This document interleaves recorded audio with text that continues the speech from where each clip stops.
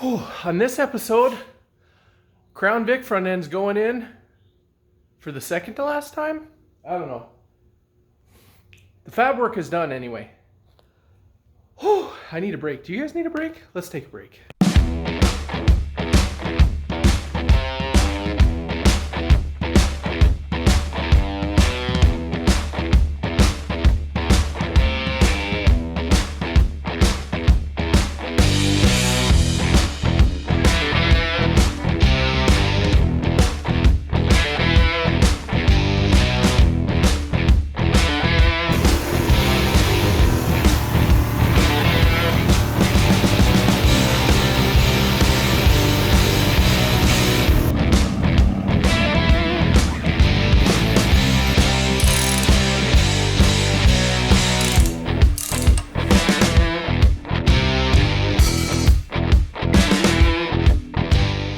Okay, so here is how I measured the locating holes. I cleaned this real good, and then I scrubbed it with a Sharpie, kind of like dike them. And then what I did was used a scribe to scribe a line. I feel like that's a lot more accurate than trying to use a Sharpie. And this is how I measured it. So center to center of the guide pins on the Crown Vic front end is 31.5 inches. So I measured in from this inside lip of the frame on the bottom. I didn't find it really useful to measure anything from the top because you're drilling the hole on the bottom anyway. So I didn't fart around with measuring up here. I wanted to measure off a square edge instead of this rounded edge. So inside lip to inside lip on the frame rail here was 29 3/8. 31.5 is the dowel pins. So 31.5 minus 29 3/8 is 2 and something something. I don't remember what. What was it? 2.125? Yeah, it must have been 2 1/8 because inch and a 16th is half of that. So I measured in from this lip to the center of this hole 1 inch and a 16th. That's this line right here.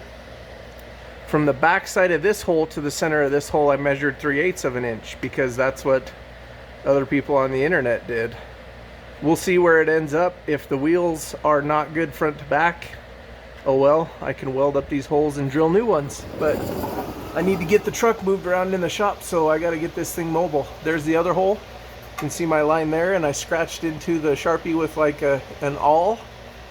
Once again, 1 inch and a 16th into that line. From the back edge of the front hole, 3/8 of an inch to the center. So I got to finish hogging these out. It looks like they need to be about 3/4 of an inch. Okay. Easy. Yours needs to go forward. Okay, then try to get around the other side of it and like wedge your foot against it so it doesn't roll. Okay, go ahead. This is when the hard work pays off. Needs to go. Hold on. Is it still got a little bit of jack action on it? Here, watch out. Just like that. Mine are nylon. The ones off the Crown Vics in the videos are always aluminum, I think, the little alignment dowel. Mine are nylon. I don't know if that's a Grand Marquis versus a Crown Vic thing or what, but okay, let the jack down and roll it out. Oh, there we go. She's on there. Now we just got 4 big old holes to drill.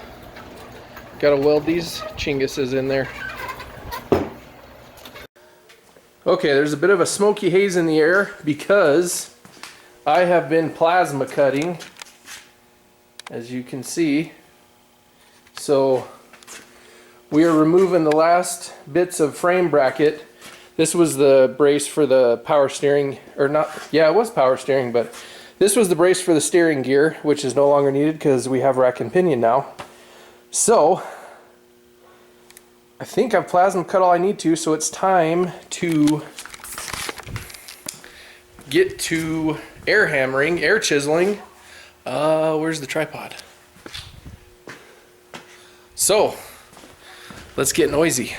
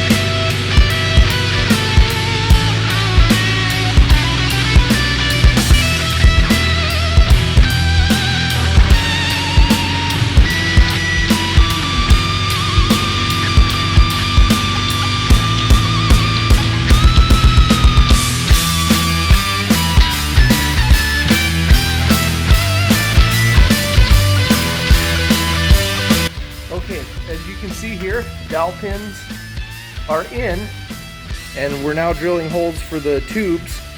So I'm going to show you how I come up with those measurements and marked and drilled those holes. With the Crown Vic subframe clamped to the frame, dowel holes are already drilled. I'll show you how I did all the measurements for those, or I probably already have by this point. So what we're going to do is take this upper bracket, and I have a short 1/2-inch drive socket, which should be, yeah. So that's just about the right height to rest on that and make this level with the frame, because there's a gap there. So fresh spray paint on there, have my awl. What I'm going to do is trace out these slotted holes. And they do go off the outside of the frame, but that's okay.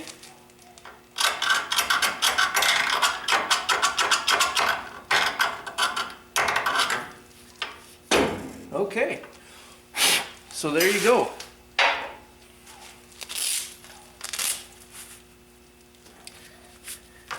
And guys, you don't have to be super critical on these measurements, because these holes are slotted, the holes in the bottom are slotted. It's not super critical. So there's my nice U-shaped marks, and what I'm going to do is find center. These come out on the other side, they come out to be 1 inch wide, so a 1/2 inch in will be the center of that. And then I measure to the middle of the frame so that it's centered on the frame, and we'll get to drilling.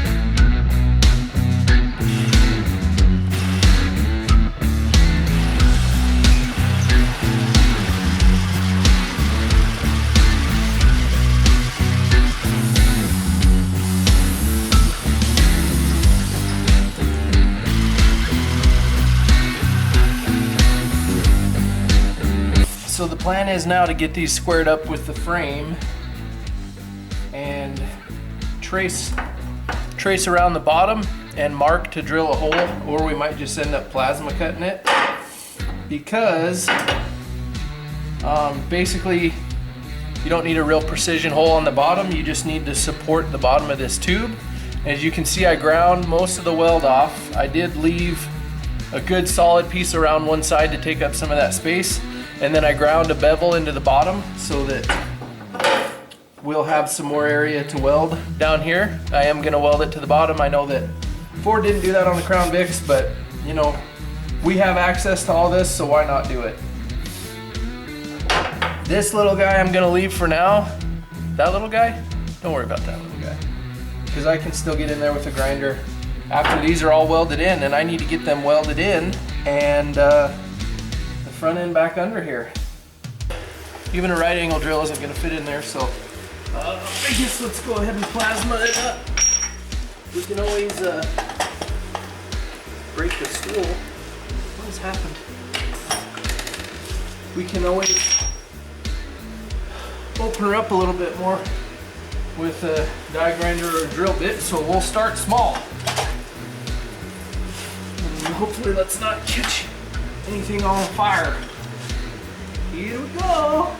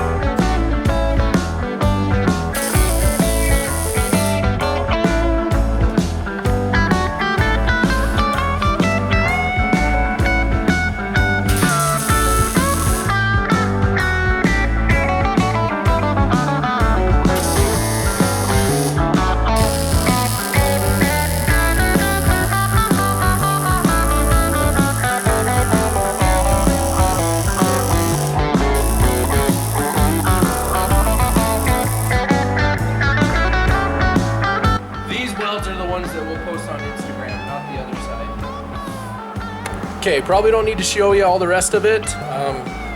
We'll just show you when it's done, but I'll just show you the difference. And this is simply from having wire speed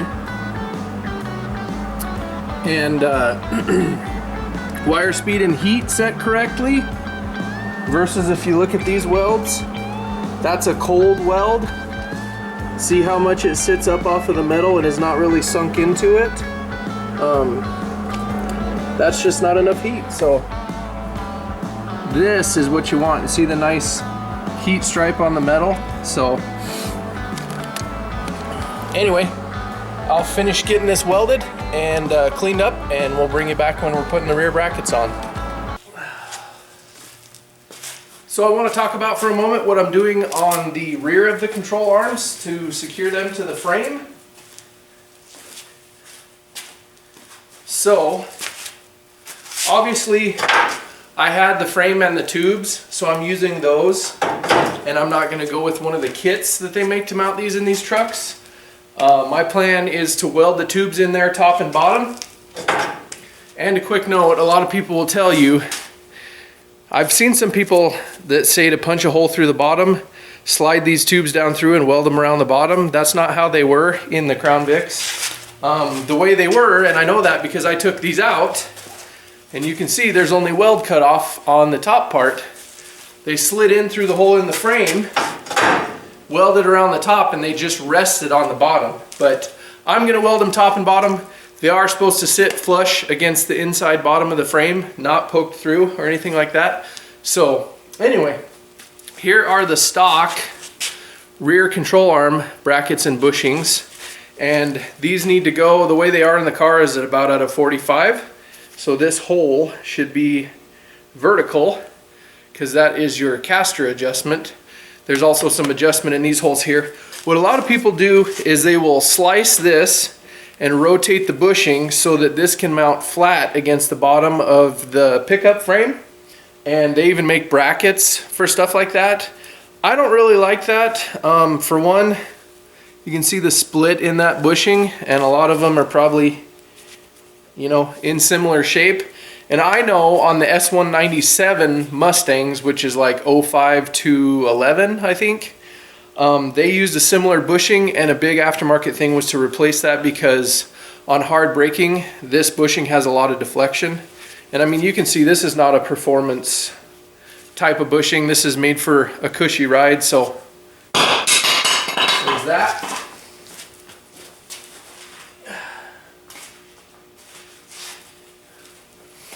What I went with is Outcast Auto Works rear brackets, and I bought these with my own money. They didn't give them to me or anything, so I'll tell you what I think about them. These are made to fit the rectangle ladder style F100 frame, and they have a hole for a bushing here, so they mount on the bottom and on the side of the frame, and they come with shims that you can stack in between here to move the rear of the control arm out. And you can also slide it down, I believe, if you need to. Not sure why you would need to. Anyway, they come with these polyurethane bushings. So these will go right in the hole here, and the stud on the end of the control arm fits here. A lot stiffer bushing, less room for deflection. I like the cleaner look of these, but I mean, they're not cheap. I think they were about, God, what were they, 225 bucks? I'd have to look, I don't remember. You can look them up, but Outcast Auto Works, they make a lot of parts for these. Not a plug, just this is where I decided to spend the money because it was worth it.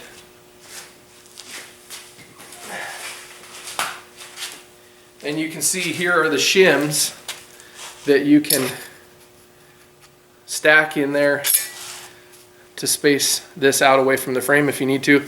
Bottom holes are slotted, so let's finish up our cradle mounts, and then we will get into mounting those rear brackets. Don't know if I'll have time to drill all the holes yet, but we'll get them at least mocked up, and that is going to be an episode for part 2 of the Crown Vic install. Stay with us, because after we get a few things ironed out, it's going to go real fast. I was going to have to build a tranny for this and whatnot, but don't have to do that. So the rear end we have is already built. We have a tranny now. Just got to finish the engine. And then it's going to be getting time to slam this thing together and get it on the road. I will have a little bit of rust repair to do, but really, it's really not bad. This is a pretty clean Wyoming truck. A little bit in the floorboards, a little bit in the cab mounts. So I do need floorboards, but I do have a cab mount.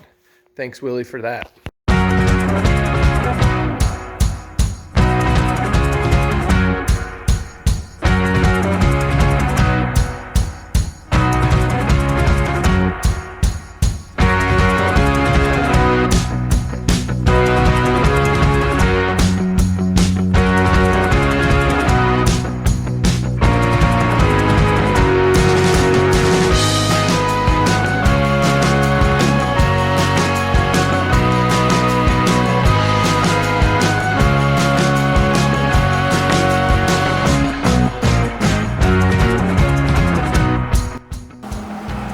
Okay, so it was a pain in the butt, but I took the cutoff wheel and dug most of the weld out.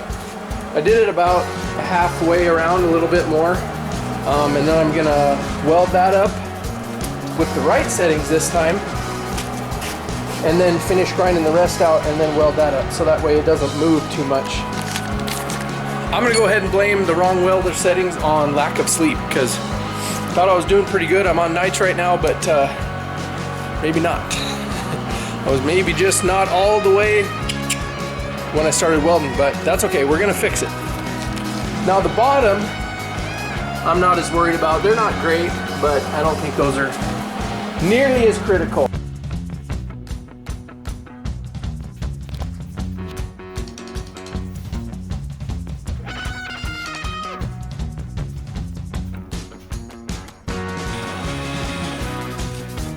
All right, let's get our semi-clean degrease Crown Vic front end in here. And if y'all are good and stick around to the end of the video, we'll give you a little sneak peek with the fender on and the wheels that we're gonna run.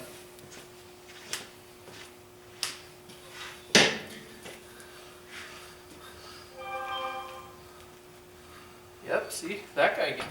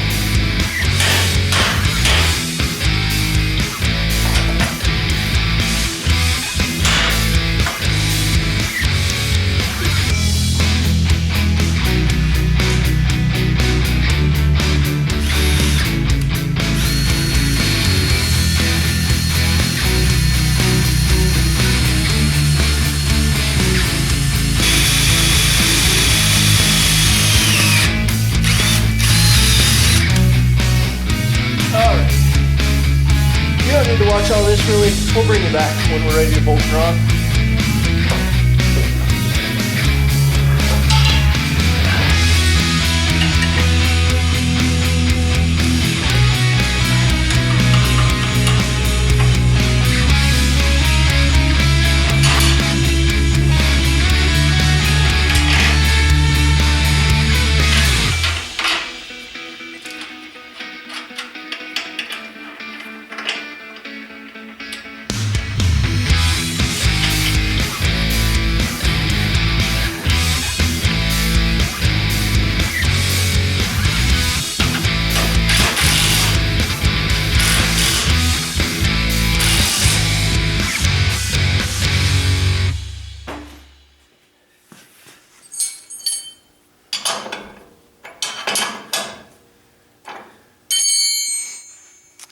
Can you see me?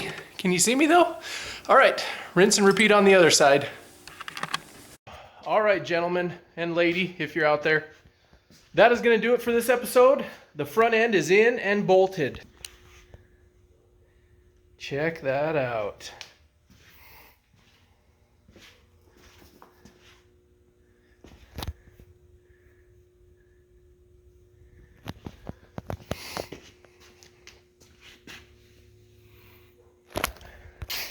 All right, that is gonna have to do it for this episode. Lessons learned, reusing the Crown Vic tubes wasn't really worth the hassle. It was a lot of work. I highly recommend those Backyard Customs plates that go in there. They're expensive, but after doing this, you know what? They're worth it. So I would recommend those. The Outcast Auto Works rear mounts for the rear of the control arm, 2 thumbs up. I only have one, so I'll give it to you twice. There you go. Those are definitely worth it. The only note on those, well, make sure you drill the right holes for one. And also, make sure you jack them up against the frame, clamp, and give them some hammer action to really get a good tight fit. You want them flush up against the frame on the side and the bottom, because what you're gonna do is if you need to adjust your caster, you're gonna loosen those bolts, slide these in from the top, however many you need, and then bolt them down. So we'll find out about that later. Kit does come with hardware. Very nice zinc plated grade 5 stuff. Grade 8. Let's go ahead with grade 8. The bottom holes I didn't drill yet, but I scribed them. I did my whole paint thing again and scribe with a awl. So the front end's gonna have to be out of the way for me to drill those bottom ones, and I'll drill them middle to outer edge of the frame. That way you can slide them out if you need to.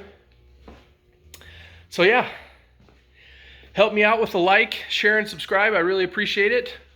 I've been working harder than an ugly stripper lately, so if we can get some more videos out there to the world, I'm gonna try to crank them out. I really appreciate it. So thanks for watching. I'm just kidding. So let's set this on the ground, throw a fender on, throw one of the wheels on, and see what we got.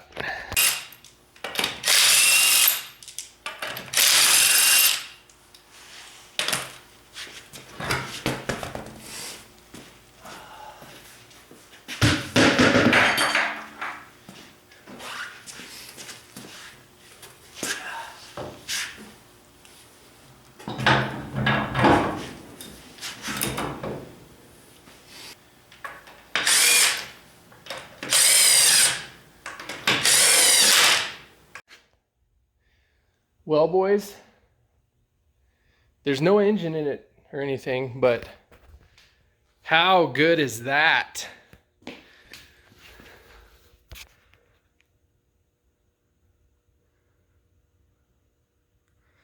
Probably needs bigger tires or some more lows. We'll have to see. We'll have to see what happens when we get the big block in here.